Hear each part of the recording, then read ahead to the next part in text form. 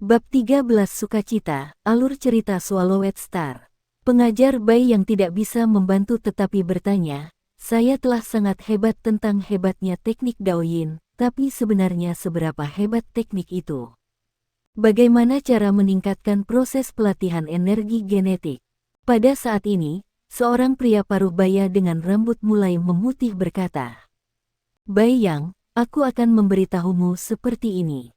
Misalnya, jika Anda tidak mempelajari teknik Daoyin dan hanya menggunakan teknik Wu Xin Xiang Tian selamanya, maka sel Anda akan penuh dari energi setelah 5 menit latihan sehari. Sel Anda tidak akan bisa menyerap lebih banyak energi. Namun, dengan menggunakan teknik Daoyin, kapasitas sel Anda akan meningkat. Dengan cara ini, Anda dapat berlatih selama 8 menit, mungkin 10 menit, dan bahkan mungkin 1 jam. Pria paruh baya ini melihat ke arah kelompok Luo Feng, apakah kalian mengerti sekarang? Setelah mendengar ini, Luo Feng tiba-tiba menyadari. Teknik Daoyin hanya meningkatkan nafsu makan setiap sel pikir Luo Feng dalam hati. Sel-sel yang menyerap energi samar kosmos dan mengubahnya menjadi energi genetik sama seperti bagaimana manusia perlu makan makanan. Jika seseorang hanya bisa makan 3 kali, teknik Daoyin bisa membuatnya makan 5 atau 10 kali makan. Jiang Nian tersenyum. Jika Anda tidak berlatih teknik Daoyin, maka anggaplah bahwa jumlah energi yang dapat diserap sel Anda adalah 1 unit.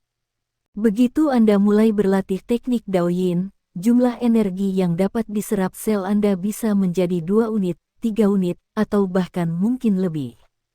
Dengan kata lain, 1 tahun pelatihan Anda bisa melampaui 10 tahun pelatihan orang lain. Inilah pesona dari teknik Daoyin. Setiap petarung di tempat kejadian berbicara tentang teknik Daoyin, karena masing-masing dari mereka jelas-jelas banyak bicara tentang topik tersebut. Tentang teknik Daoyin, petarung terkuat, pemimpin dari semua dojo batas, Hong, menciptakan 9 jenis teknik Daoyin.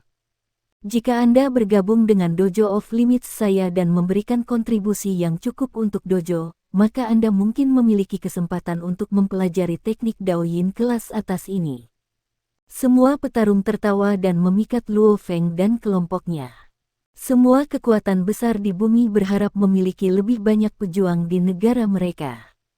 Instruktur Luo Feng tiba-tiba angkat bicara. Instruktur Jiang Nian tertawa saat dia melihat ke arah Luo Feng, apa masalahnya? Instruktur, tentang pria berambut perak yang baru saja keluar bersama instruktur kepala. Kenapa dia bisa menghentikan semua bentuk perlawanan hanya dengan 1 tatapan? Kekuatan macam apa yang dimiliki petarung ini? Luo Feng belum pernah mendengar bahwa petarung sekuat ini, jadi dia sangat penasaran. Instruktur Jiang Nian sedikit tertawa, sementara para petarung di sampingnya benar-benar tertawa terbahak-bahak. Nah, orang yang keluar dengan instruktur kepala itu adalah pembaca roh. Pembaca roh bahkan lebih sedikit dari kita para pejuang semua tertawa saat mereka berkata, tentu saja, pembaca roh biasanya juga pejuang. Namun, mereka adalah eksistensi paling menakutkan di antara para petarung pembaca roh. Luo Feng kaget. Luo Feng telah membaca perkenalan tentang mereka berkat internet modern. Mereka semua mengatakan bahwa pembaca roh adalah eksistensi khusus di dalam para pejuang, dan juga eksistensi yang sangat menakutkan. Namun, internet tidak menjelaskan secara spesifik tentang seberapa menakutkan mereka sebenarnya. Setelah kamu menjadi petarung di masa depan, kamu akan mengenal pembaca roh. Instruktur Jiang Nian tertawa. Baiklah, ujian calon petarung hari ini telah berakhir.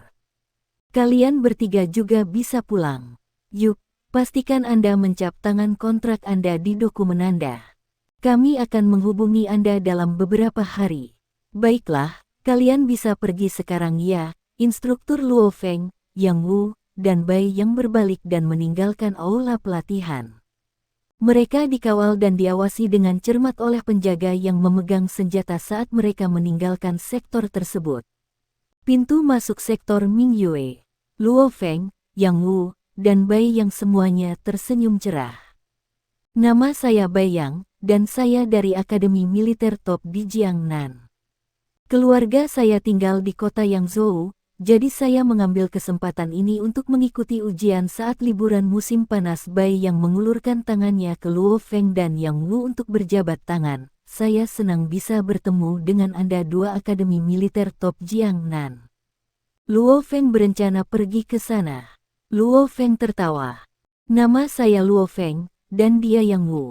Kami berdua dari Dojo of Limits wilayah Xi'an. Masa depan Luo Feng saudara pasti tidak terbatas.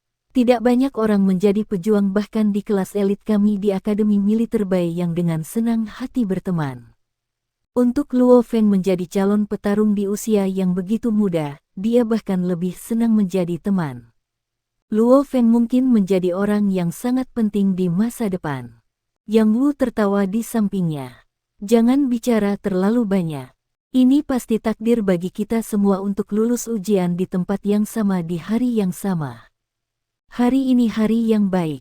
Ayo cari restoran untuk makan enak dan ngobrol dengan gembira. Oke, Bai yang tersenyum dan menerima.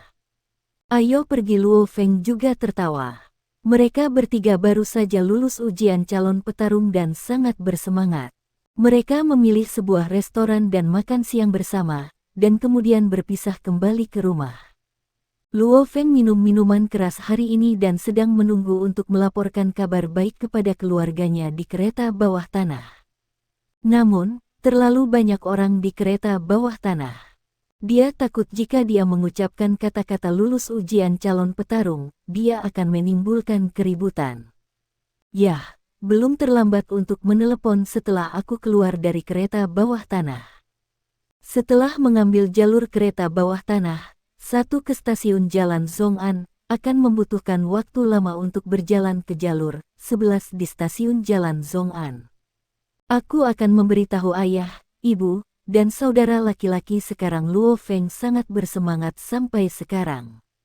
Calon petarung. Keluarganya sangat miskin dan bekerja selama bertahun-tahun. Dia telah bekerja selama bertahun-tahun, dan akhirnya ada beberapa prestasi. Saat dia berdiri di trotoar stasiun Jalan Zhong'an, Luo Feng mengeluarkan ponselnya. BIP. Setelah mengetik nomornya, Luo Feng menunggu. Halo, ponsel itu membawa suara kakaknya. Luo Feng tertawa dan berkata, ini aku tentu saja, apa kamu tidak tahu orang macam apa kakakmu itu? Tentu saja saya lulus. Haha, ya. Oke. Luo Feng memegang ponselnya dan dengan gembira berkata, apakah ibu ada di rumah? Oke, biarkan ibu mengangkat telepon. Halo, ibu, ini aku, Feng. Luo Feng sangat bahagia. Saat dia mendengar suara gembira ibunya yang gembira di telepon seluler, sisi mata Luo Feng mulai menjadi lembab, karena dia telah bekerja terlalu lama untuk hari ini. Bu, kamu sudah bertanya 3 kali. Aku benar-benar lulus ujian. Formulir akan tiba di rumah dalam beberapa hari. Aku sudah makan, dengan 2 orang lainnya yang lewat. Luo Feng tertawa, oh, panggil ayah. Jangan khawatir Bu, saya tidak akan lupa. Oke, saya tahu. Setelah dia menutup telepon, Luo Feng tidak bisa menahan senyum. Kebahagiaan, kepuasan. Bukankah pelatihan pahit Luo Feng sejak kecil hanya untuk hari ini? Luo Feng mengatur pernapasannya dan menenangkan dirinya sendiri, atau dia tidak akan bisa menelepon ponsel ayahnya. Dalam keluarga ini, Luo Hongguo adalah gunung keluarga, pilar keluarga. Sebelum Luo Feng menjadi anggota elit, keluarga harus sepenuhnya bergantung pada apa yang diperoleh ayahnya. Meski ibunya bekerja, ia membutuhkan tenaganya untuk merawat kedua putranya, terlebih lagi karena salah satu dari mereka cacat. Pekerjaan renovasi rumah ayah itu pahit dan sulit. Dia sering terluka saat bekerja.